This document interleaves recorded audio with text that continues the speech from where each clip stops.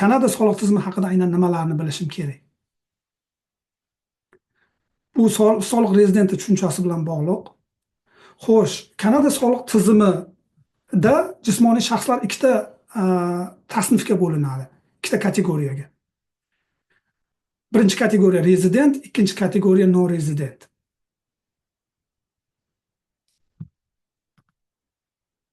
Rezidentlar, ya'ni shaxsning soliq statusi shu kategoriyadan aynan qaysi biriga mansubligiga bog'liq. Masalan, rezidentlar Kanada va Kanadadan tashqarisida olgan daromadlari bo'yicha soliq to'lashiga to'g'ri keladi Kanadada. Ya'ni siz Kanadada yashayotgan bo'lsangiz ham, agar siz Kanadadan tashqarida daromadingiz bo'ladigan bo'lsa, Kanada hukumati sizdan soliq deklaratsiya to'ldirib, o'sha daromadni deklaratsiyada ko'rsatishingizni talab qiladi. Soliq qonunchiligining talabi shu. Ikkinchi talab rezidentlarga soliq deklaratsiyasi topshirish kerak bular. Har yilda oxirida soliq deklaratsiyasi to'ldirish kerak. Uchinchi talab, soliqni o'sib boruvchi shkala asosida to'laydi. Ya'ni biz ingliz tilida progressive taxation deymiz. Agar shaxs non-rezident bo'lsa-chi? Agar shaxs non-rezident bo'lsa, faqat Kanadani ichida topgan daromadidan soliq to'lashi mumkin. Shaxs qanday Kanadani tashqarisida turib, Kanadasining ichkarisidan anaqasi bo'lishi mumkin, daromadi bo'lishi mumkin. Bu yerda propertysi bo'lishi mumkin, mulki bo'lishi mumkin, mulkdan arenda olayotgan bo'lishi mumkin. Kanada kompaniyalariga aksiyalariga nima qilgan bo'lishi mumkin, investitsiya qilgan bo'lishi mumkin. Kanadada bankda depoziti bo'lishi mumkin. Ya'ni faqat Kanadadan ichidagi daromadi bo'yicha soliq to'laydi non-rezidentlar. Ular soliq deklaratsiyasi to'ldirishi shart emas. Uchinchi sharti, soliqni yagona shkala asosida to'laydi, ya'ni 25% shkala asosida. Shunda bir o'rinli savol tug'iladi. Mani statusim nima, o'zi rezidentmi yoki non-rezidentmi degan savol ko'pchilikni qiynaydi. Bu savolga ko'pchiligimizda javob yo'q. Mana shu savolning javobini sizlarga aytmoqchiman. Kanadada shaxsni rezident deb topuvchi 4 ta faktor bor. Agar mana shu 4 ta faktordan bittasi sizning holatingizda bo'lsa, siz avtomatik tarzda o'sha yil uchun Kanadaning soliq rezidenti hisoblanasiz. Birinchi o'rinda Kanadada turmush o'rtog'ini yashayotganligi. Ya'ni Kanadada turmush o'rtog'i bo'lishi. Masalan, ayrim do'stlarimiz bor, o'zi O'zbekistonda, Kanadadan tashqarida, lekin turmush o'rtog'i, farzandlari shu yerda. U shaxs avtomatik tarzda Kanadani rezidenti, soliq rezidenti hisoblanadi. Ikkinchi faktor, Kanadada voyaga yetmagan farzandlarini bo'lishi, yashayotganligi.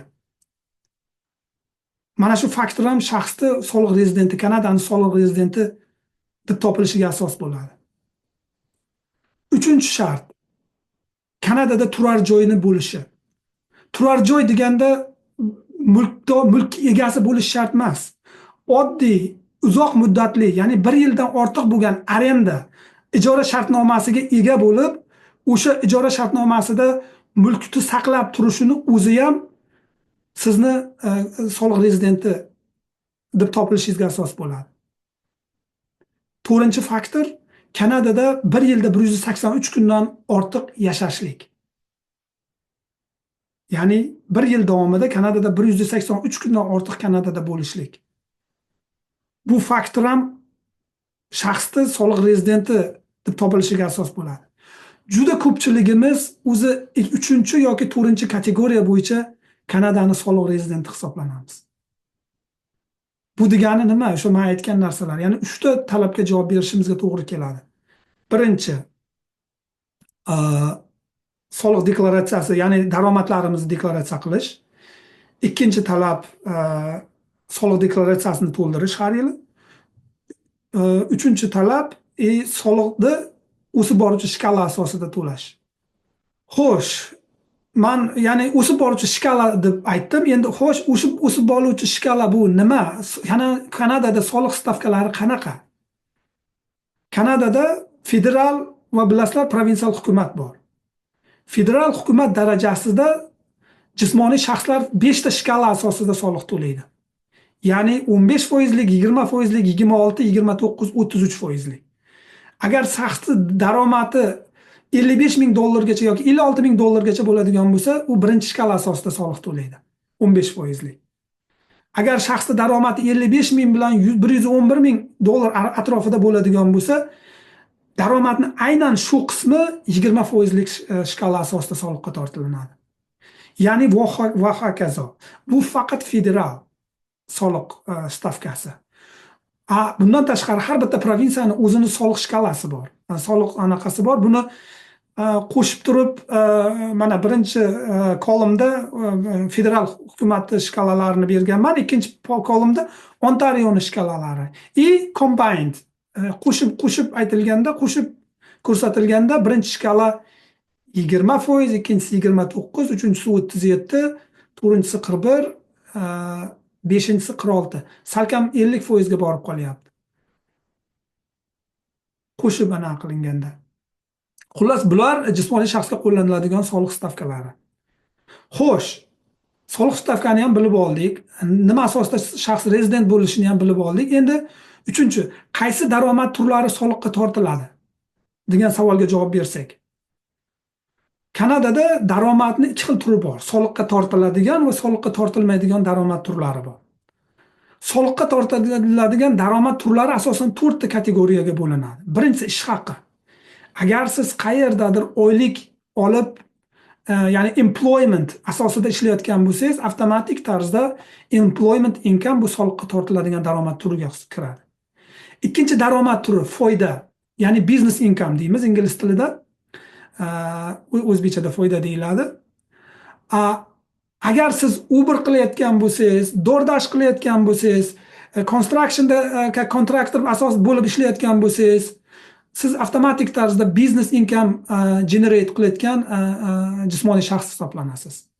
Ya'ni siz topayotgan daromad business income kategoriyasiga kiradi. Uchinchi daromad kategoriyasi bu investment income. Investment income ya'ni foydani bir turi. Bu masalan siz bankdan depozit qilib interest, ya'ni protsent olayotgan bo'lsangiz, biz oramizda odatda bunaqalar kam, yoki mulkka ega bo'lib arenda rent olayotgan bo'lsangiz, yoki kompaniyalardan dividend olayotgan bo'lsangiz, sizni topayotgan daromadingiz 3-kategoriyaga kiradi, ya'ni investment income. 4-kategoriya bu capital gain deymiz. O'zbekistonda realizatsiyadan qilinadigan foyda deb aytishadi. Bu masalan mulk olib sotsangiz, o'rtasida foyda qiladigan bo'lsangiz, biz capital gain deymiz. Capital gain faqat yarmi soliqqa tortilinadi. Ko'ryapman, ayrimlarning savol nima qilyapsiz? Imkon qadar iloji bo'lsa oxirigacha yozib olib turib, oxirigacha nima qilinglar. Men oxirida savollaringizga javob berishga harakat qilaman. Xo'sh, endi unda daromad soliqqa tortilmaydigan daromad turi qaysilar? Birinchi o'rinda stipendiya. Agar siz student bo'ladigan bo'lsangiz, universitetdan yoki kollejdan stipendiya olayotgan bo'lsangiz, ya'ni scholarship yoki bursary, bu soliqqa tortilmaydigan daromad kategoriyasiga kiradi.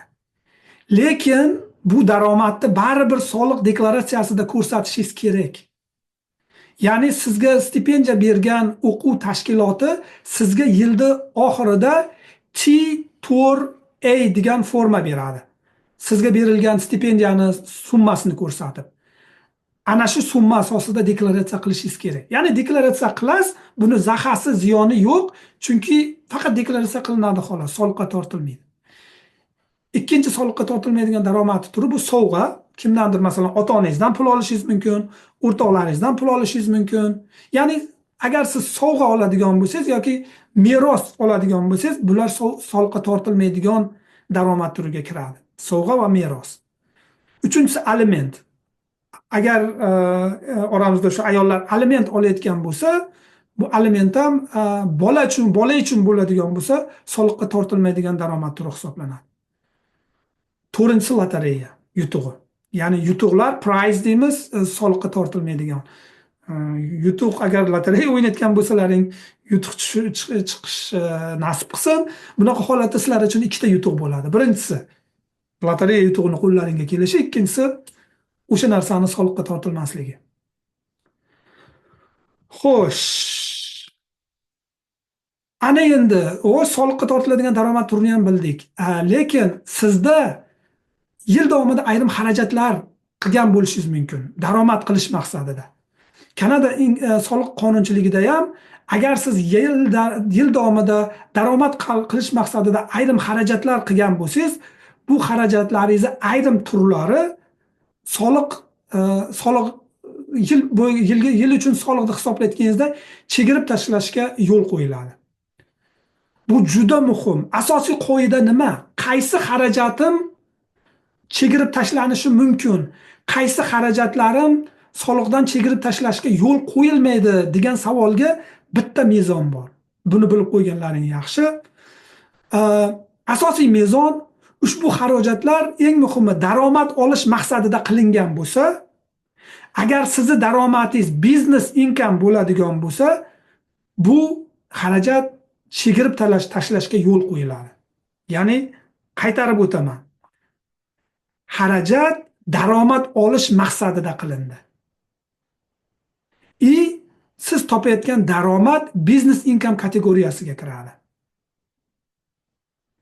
Agar siz qilayotgan daromad oylik bo'ladigan bo'lsa, ish haqi bo'ladigan bo'lsa, bu daromad uchun deyarli chegirma yo'q.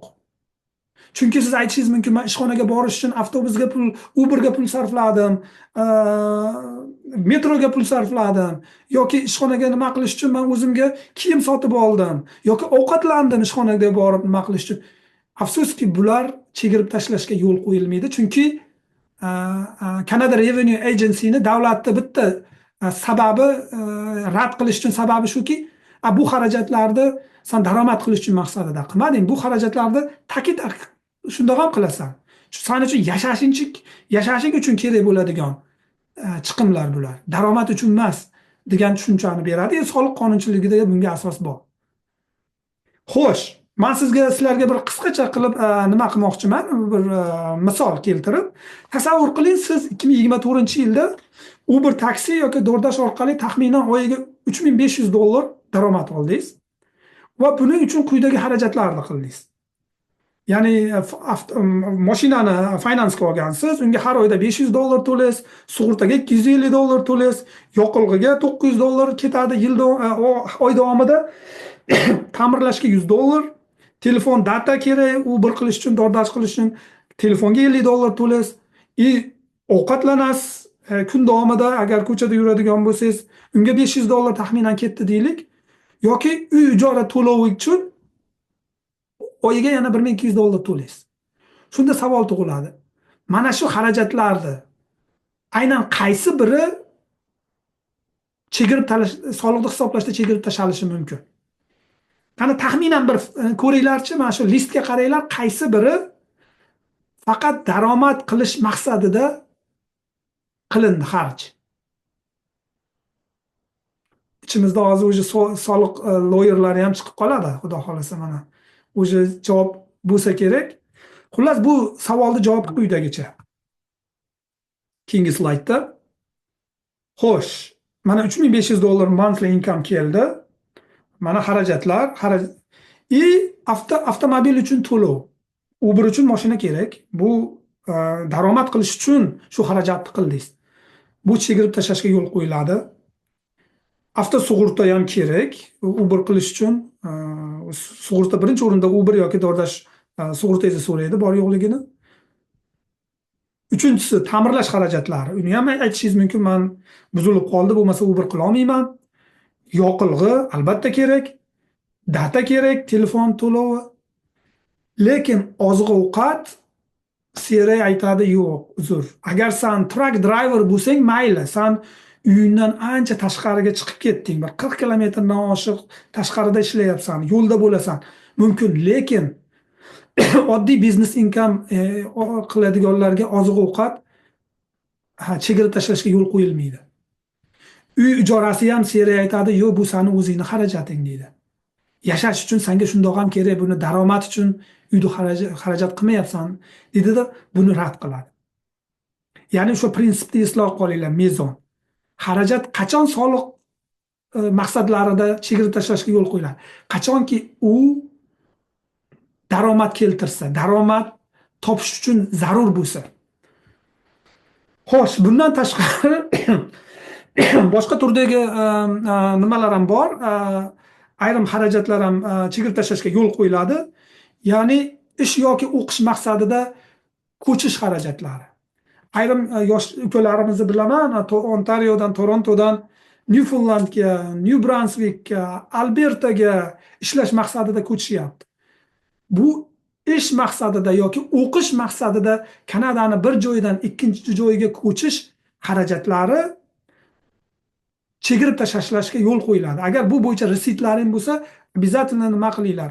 Yoki qaysidir accountant, buxgalter sizga soliq anaqalarni deklaratsiyangizni to'ldirib berishayotgan bo'lsa yoki o'zingiz soliq deklaratsiyangizni o'zingiz to'ldirayotgan bo'lsangiz, mana shu xarajatlarni ham chegirib tashlashga huquqingiz bor. Yoki daromadingizni kamaytirishga, solig'ingizni kamaytirishda ishlatishga haqqingiz bor.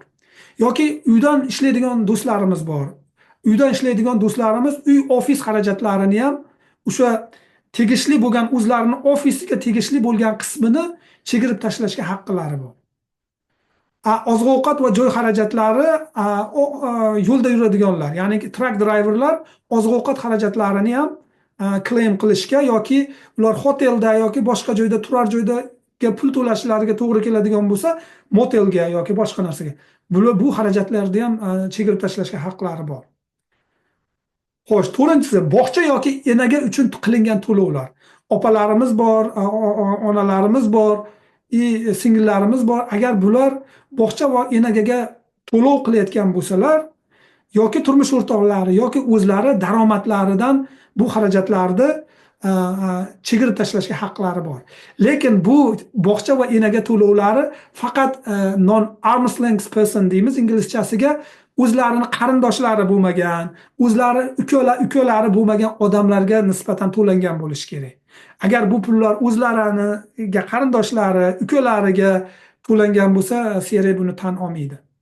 Chunki bunda manipulyatsiya qilish ehtimoli katta.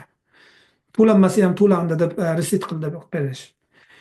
To'rtinchi aliment to'lovlari. Agar oramizda aliment to'lovlari to'layotgan bo'lsa, alimentlar ham soliqdan chegirib olinadigan xarajat turiga kiradi. Bundan boshqa ayrim boshqa yana xarajat turlari bor, soliq qonunchiligida tan olgan. Buning uchun endi soliq lawyeri yoki accountant bilan gaplashinglar, sizlarni holatlaringizdan kelib chiqib turib, bu masalaga yana qanday chegirmalarga huquqingiz borligini aytishi mumkin.